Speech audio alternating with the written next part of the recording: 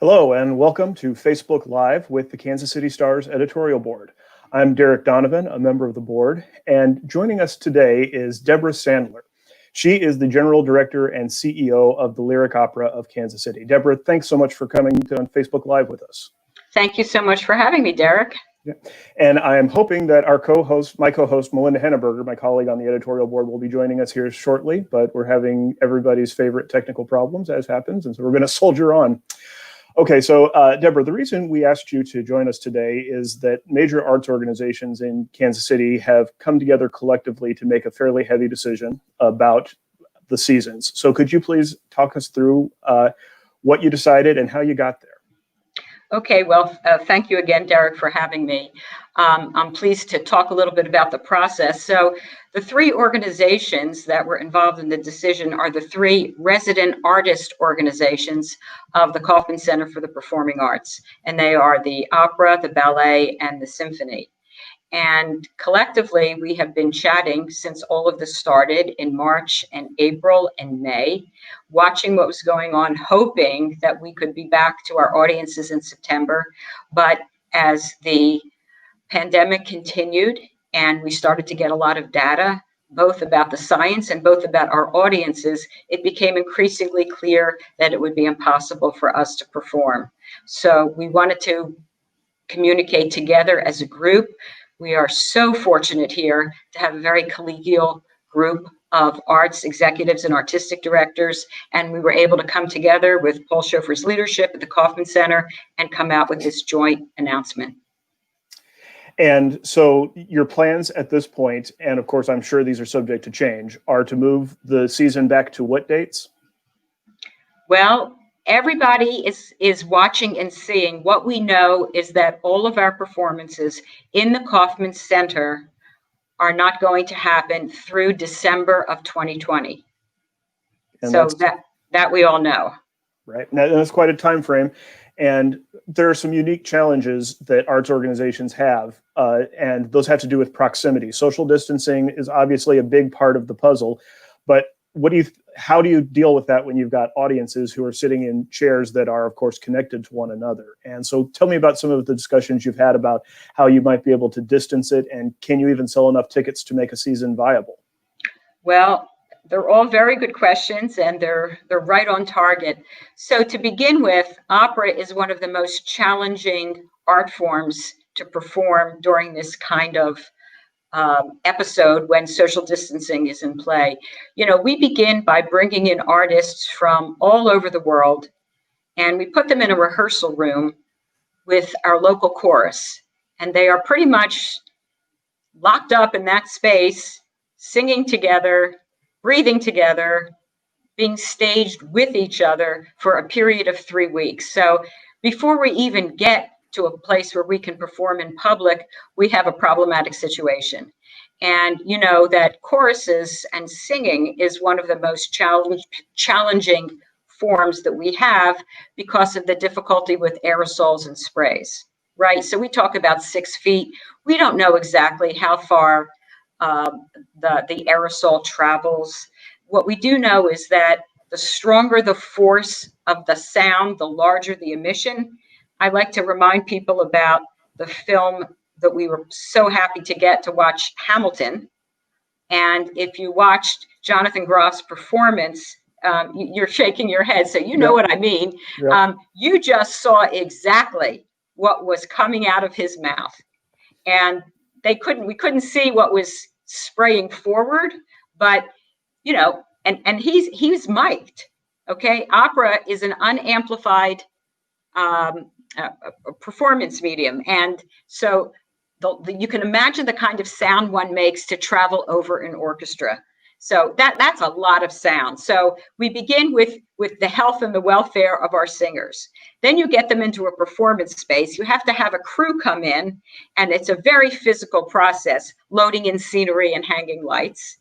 Then they get on the stage, and then we have to have an orchestra in the pit, and they can't even spread out in the pit the way they could on their own stage, right? On the stage, as in Hellsberg Auditorium, they can move around a little bit. But if they're in a pit, they're cramped in a small space. So you've got the singers projecting out over the orchestra and then out into the house. And that sound travels very far.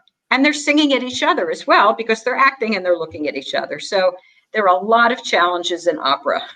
That's right. And also, these are challenges that they have in the symphony as well, because they have the symphony chorus with its many dozens of members. And you have woodwind players, you have brass players. So there's a lot of breadth that's involved in creating live music. Right. Absolutely. But, we sort of have the trifecta. That's right. With the singers and the orchestra and then all of the people. I mean, how do you get wigs and makeup and costumes on while you socially distance? It just doesn't happen. So it's a challenge. We are going to be doing some other things that we think will consider the safe and healthy of others and will allow us to social distance our audience, but they won't be at Kaufman. Well, that is a good segue into then talk about some of those alternatives. I know a lot of us have become accustomed to watching our favorite musicians plunk down in their living room with a guitar and entertain us on Facebook and on YouTube. But what are some of the creative ways that your artists are reaching their audience? Well, so let me answer in two, because there are really two questions. The universe of artists internationally has learned how to perform from their living rooms. And, I'd give a shout out to the Met, who did a 4-hour broadcast of fabulous singers throughout the world singing from their living rooms. So there's a lot of that going on. We ourselves are trying to create some programs that we will be able to film. So we will be turned into a film company this year. We will be doing programs that can be filmed and then can be digitally distributed. So we're looking forward to that. And with the passage of a little time, we hope things may improve. We have a black box theater, which normally can seat about 325 people. And what we're planning on doing is performances of about 100 people socially distanced with the singers far away. So we have a couple of things in mind. We're not ready to announce them, but that is the lens, shall we say, through which we are approaching all of this, because we want to stay connected to the community. Yeah, I'm really curious about this video aspect that you're talking about. I don't want to, of course, prod you for any details you're not comfortable sharing, but I'm assuming you're talking about smaller crews of people working together with artists. Is that kind of the approach? Absolutely. So we're talking about, the sort of guiding principles for the work that we'll be doing this year are think local, think small, think partnerships. So we're reaching out to some other organizations, and we'll be doing works which are generally described as chamber works. So, maybe 1, 2, 3, 4 singers spread apart, maybe a piano and maybe some other instruments, but the scale is going to be much, much smaller. And then we will try to capture everything. Well, we will capture everything on video, so people who are not with us will have the opportunity to see the content posted online. That's fascinating. One of the guiding principles of any creative endeavor is that limitations force you to think creatively and force you to come up with solutions you wouldn't have come up with ordinarily. So it is kind of an opportunity there, right? Right. So I started to say we're going to think small, we're going to think local, we're going to do partnerships. We're also going to think no intermissions. So that makes one health and safety concern a lot easier. So we'll be doing programs of about an hour's length. People can come in, people can come out. We have wide garage doors at the center, so nobody will be crowded together. And we're doing plans to space people. And I think it's very exciting. We're very excited. We're going to be doing some unusual things that we don't usually get a chance to do. And then when we come out on the other side, we'll be raring to go back at the Kaufman. That sounds really fascinating. I want to talk about the importance of the arts to a community. One of the things that I think is underappreciated is how much of a part of the fabric of everyday life something like an opera company or a symphony or the performing arts rock and roll country, that sort of thing, is to people being able to enjoy their lives. And I think a lot of us are feeling rather deprived right now. We're not able to go out and listen to that concert. We're not able to gather and hear a band at a bar on the weekend. So talk a little bit about the importance to civic life of the arts.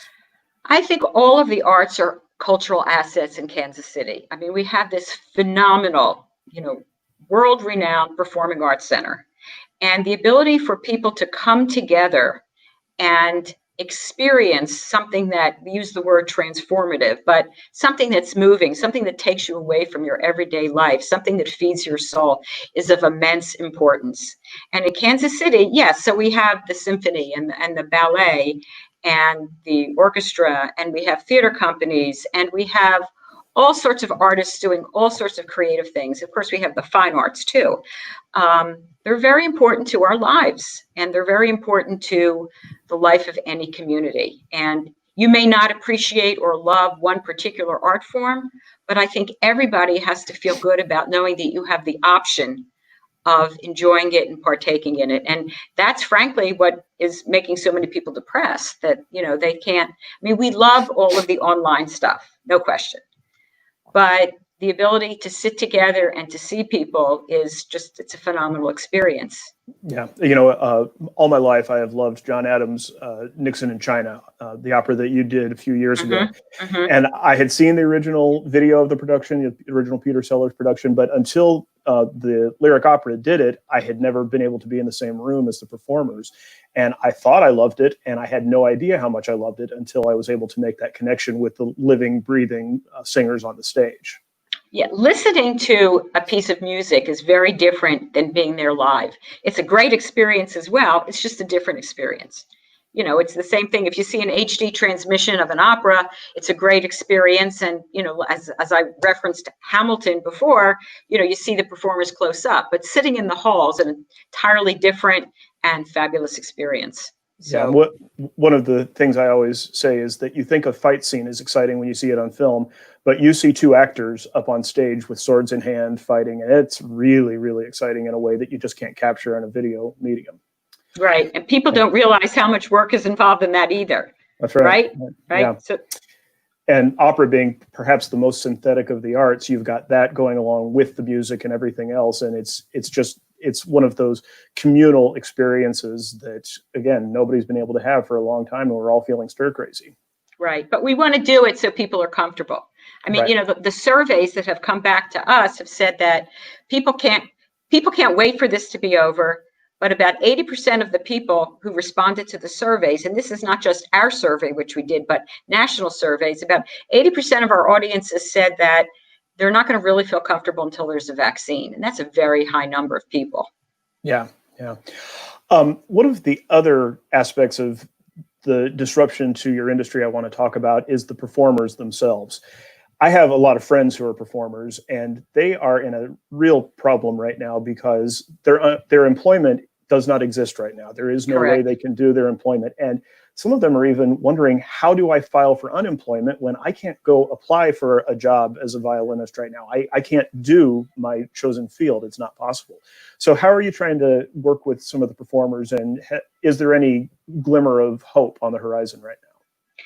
Well, we've stayed in close contact with our performers and their management. We can't bring people in, so we happily will be employing local artists. But yes, it's heartbreaking because the singers that we bring in travel all over the world, and they're compensated from one engagement to the next. And they've all crumbled. They've watched them just fall through their hands, and they've been fabulous. Some of them will leave the profession. I think a lot of the younger ones who are less established, and I'm just talking about singers, will give it up. The older ones are hanging in. They know that it's inevitable that we will perform again, and we just try to give each other as much support as we can.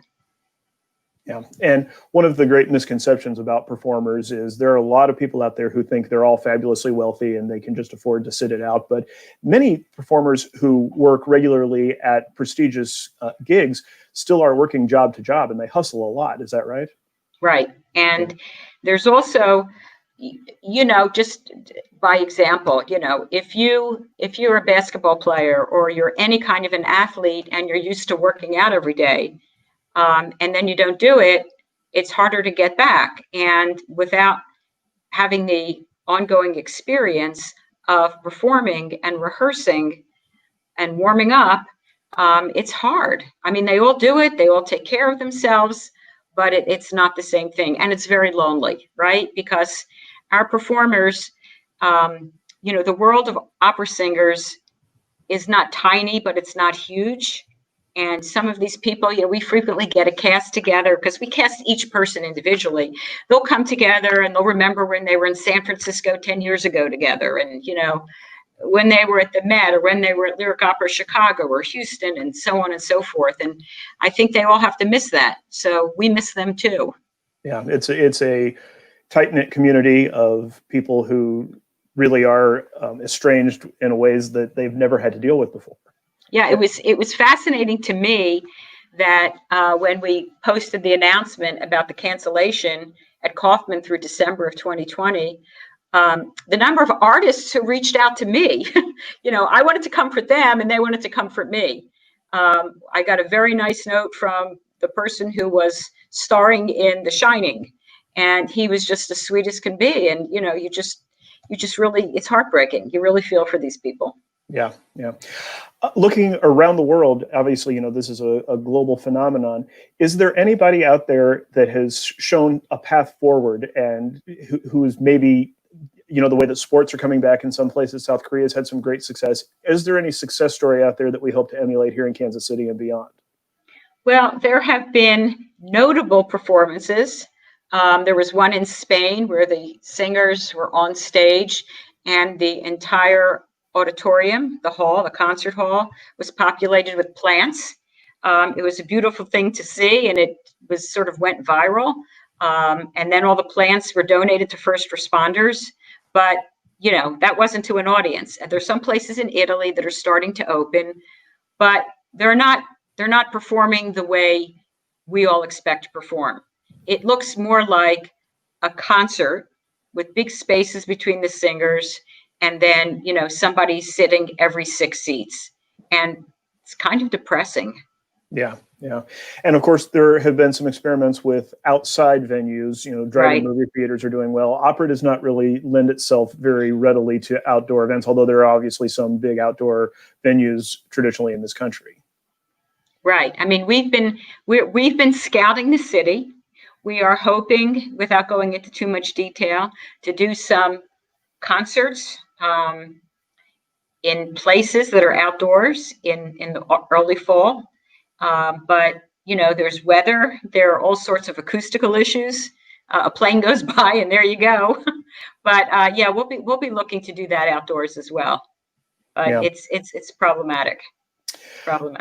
Speaking of problematic, the financial picture for your organization and others too. I assume that you are working to be innovative in those ways, but what are you going to have to change in your approach because you're not going to be selling tickets in the same way as a normal season? Right. So our earned income is basically going away, and there's not a whole bunch we can do about it. The only thing that we really can do about that is to take a good look at what we think our revenue will be and to match our expenses to our revenue. And that has created further heartbreak. We're all doing it. All organizations, all arts organizations and performing arts organizations are downsizing to deal with the fact that we don't have any earned income. And frankly, contributed income is a challenge. We hope that our people will stick with us. We've gotten a lot of support. Kansas City is wonderful in that way, but people have other priorities right now. And there's a lot of concern about, the health of people and the human need during this COVID crisis. But we will be smaller than we were. Yeah, and that's not going to be just the Lyric, but that's going to be arts organizations around the world. Around the world. Yeah, of course, in Europe, it's a little easier because the state subsidy system is different. We don't have that kind of governmental subsidy. Right, exactly. So, well, Deborah, is there any other aspect of this that you wanted to communicate to your audiences or anything that I haven't brought up? No, I mean, I think you got it. I just want to say, let's all keep the faith, and we will come out of this and we will do beautiful work again, and we will be there to delight and engage our audiences. We'll do what we can in the coming year, and I think there'll be some surprises, and we hope that everybody sticks with us and understands how important the arts are to Kansas City, and that people, to the best of their ability, can maintain the support so we come out healthy on the other side. Well, that's a great message, and I'm going to use this moment here to lobby for you all to consider Thomas Otis's Tempest in your next season on stage. Okay. All right. Absolutely. Well, Absolutely. Deborah Sandler, General Director and CEO of Lyric Opera of Kansas City. Thank you so much for taking some time out of your afternoon to join us here on Facebook Live Home Edition. Thank you, Derek. All right, great. Well, I am Derek Donovan with the Kansas City Star Editorial Board. I want to thank you for sharing your time with us this afternoon as well.